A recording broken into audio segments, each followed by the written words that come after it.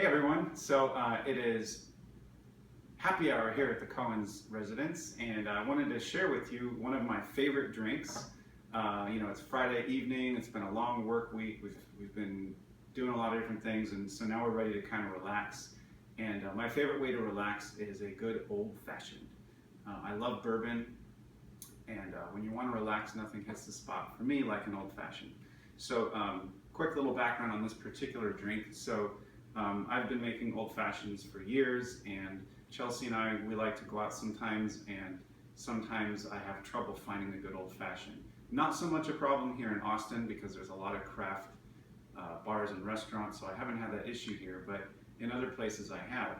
So for our anniversary, one of the things we did is we went out to this nice restaurant called Eddie V's. It's a steakhouse and seafood place, and they had this brilliant cocktail which was a smoked old fashioned. And Chelsea inspired me, and she bought me a couple of different things I needed for it. So I'm going to share with you that exact recipe. So let's talk about the ingredients first. Of course, you need good, strong bourbon, good quality bourbon. We're using Larceny today. It's a good brand. This is very strong. It's 92 proof, and we'll talk more about that. You can use rye whiskey, or technically you can use any kind of whiskey for an old fashioned. I prefer bourbon. It's a little sweeter, a little smokier, got that kind of oak flavor. So I use bourbon. And for me, a perfect old fashioned has to have Luxardo cherries. Now this jar is almost empty, but Luxardo cherries have a very, very nice flavor. They're expensive. It's about $20 for one of these jars, but they last a good while. And for me, that really brings the drink to a new level. I have a couple different bitters out here. This is just your kind of standard, what do they call it? Just aromatic bitters. I don't know if it has a particular flavor. Peychaud's. What's that? Peychaud's? Yeah, I think Angostura, I don't know if I'm pronouncing that right, is a popular one, but aromatic bitters. Sometimes I'll use cherry bitters or even orange bitters. You can get chocolate bitters, almond bitters, there's all kinds of bitters, but generally I'll use one of those two. Yeah, chocolate bitters in an old fashioned is very interesting. We had that recently. Yeah. Now this one over here is a little different. So typically in an old fashioned you'd want to use an orange, and then you take an orange peeler and you just get the top of the orange peel off without the pith, so the outside of the peel. And that would give the drink a little bit more of a citrusy flavor, kind of round it out.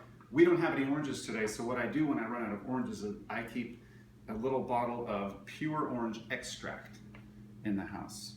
So this is exactly what we do. And then one other little tip, of course you need some good quality sugar cubes. So I like to use I think these are organic, just pure cane sugar cubes. And then of course ice, and we've got a mixing glass here, and then we've got our rocks glasses here, and a jigger. Of course, I always use the 2-ounce side, because I like my drink strong. And then for this particular drink, we're gonna use a blowtorch, and we're gonna use a plank of wood, and I'll show you how. This is the exciting part of this one.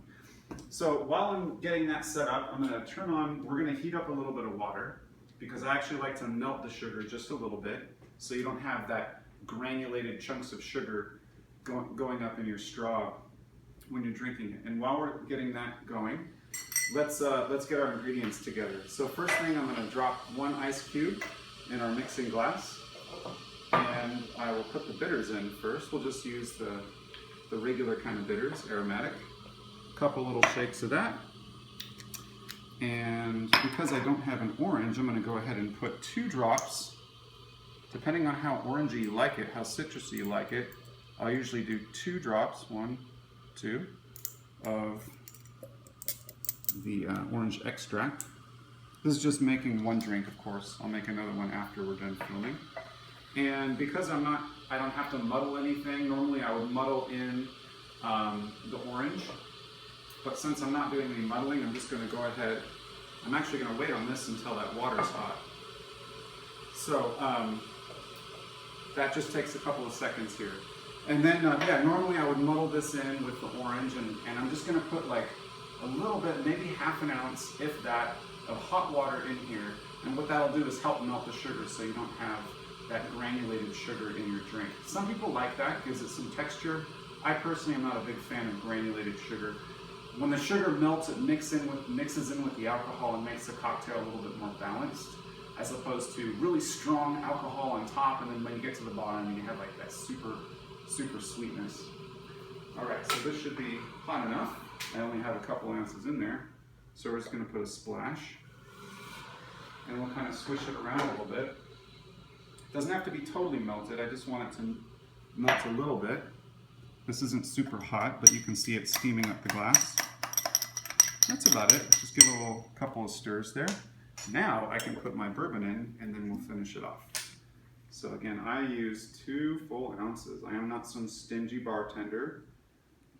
One of my pet peeves is going to a bar and you order a spirit-forward drink, like an old-fashioned, and they put a ton of ice in it, and they sweeten it up too much, and then they only use like an ounce or an ounce and a half, you know, and it's not strong enough. So I like good 2 ounces. So that's pretty much ready to mix. It's got everything in it, and then here's the fun part. So I wanted to get all that ready because this last part, you have to get the timing just right.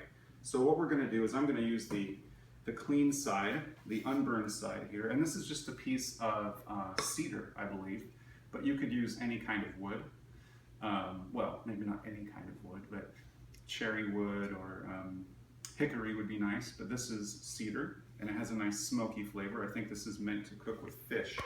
So we got a blowtorch, and this is fun. We'll turn it on, get it going, point it in a safe direction, and what we're gonna do is I'm actually gonna burn the wood until we get a nice flame on there, okay? Oh yeah. And then it's gonna smoke, and while it's smoking, I'm just gonna put my glass on top of there and turn my fire off. So what happens is all that beautiful, delicious smoke is getting trapped in that glass. And then I'm gonna take this whole unit, I'm gonna turn it upside down so that that smoke is trapped in there. I'm quickly gonna pour my liquid in that smoke. I wish you could smell this, guys. It smells, oh, so amazing.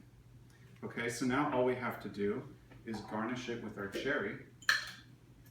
We'll just take our spoon, get a little bit of juice in there, 1 beautiful Luxardo cherry, a couple of stirs, and top it off with our ice. I usually, on a drink this strong, I will pretty much fill the glass with ice. Just about.